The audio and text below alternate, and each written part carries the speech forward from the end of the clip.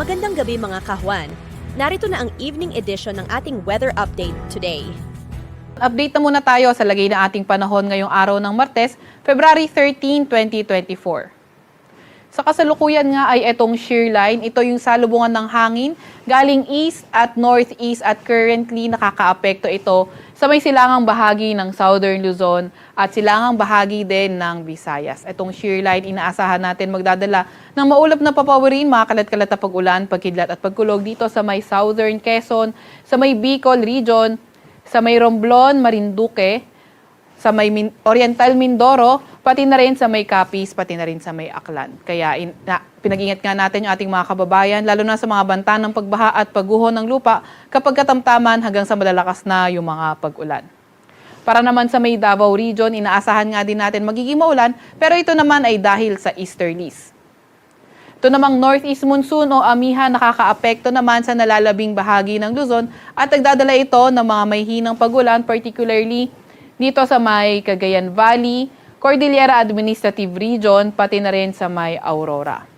Para naman sa lagay ng panahon sa Metro Manila at nalalabing bahagi ng Luzon, mas magandang panahon yung inaasahan natin kung saan may mga tsansa lamang tayo ng mga may hinang pag-ulan at sa nalalabing bahagi ng ating bansa, better weather condition din pero may mga tsansa naman ng mga localized thunderstorms.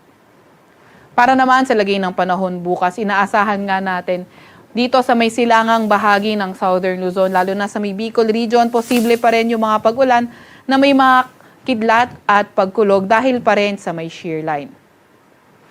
Mostly dito sa may silangang bahagi ng Northern and Central Luzon, particularly sa may Cagayan Valley, pati na rin sa may Aurora, posible pa rin naman na maging maulap yung kalangitan na may mga may hinang pag-ulan lamang.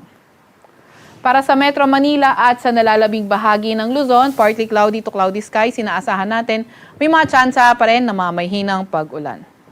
Agwat ang temperatura for tomorrow sa Metro Manila maglalaro mula 22 to 31 degrees Celsius, 13 to 23 degrees Celsius sa may Baguio at 21 to 29 degrees Celsius sa may Tagaytay.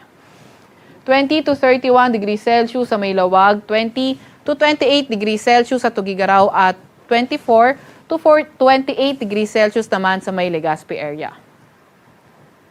Sa may Puerto Princesa, agwat ang temperatura 25 to 31 at sa may Kalayaan Islands naman maglalaro mula 25 to 31 degrees Celsius. For tomorrow, inaasahan nga natin dito sa may Eastern Visayas, magpapatuloy na magdala pa rin yung mga paulan galing sa shear line, may mga kasama yung mga kidlat at pagkulog. At para naman sa nalalabing bahagi ng Visayas, at sa may Mindanao area, better weather condition for tomorrow, pero may mga tsansa pa nga rin tayo ng mga localized thunderstorms. Agwat ang temperatura sa Cebu maglalaro mula 26 to 31 degrees Celsius, 24 to 30 degrees Celsius sa Iloilo at 24 to 28 degrees Celsius sa may Tacloban. 25 to 31 degrees Celsius sa may Cagayan de Oro, 24 to 32 degrees Celsius sa may Davao at sa may Zamboanga naman ay 25 to 33 degrees Celsius. Meron pa rin pala tayong nakataas na gale warning dito sa may northern at eastern coast ng Catanduanes, sa may eastern coast ng Albay, eastern coast din ng Sorsogon, sa may northern Samar at eastern Samar. Kaya kung maaari, huwag munang pumalaot sa areas na yan dahil magiging maalon hanggang sa napakaalon ng karagatan. At para sa mas detalyadong impormasyon, pwedeng bisitahin ng ating website, pag-asa.dost.gov.ph, under weather, under marine, may kita natin yung gale warning.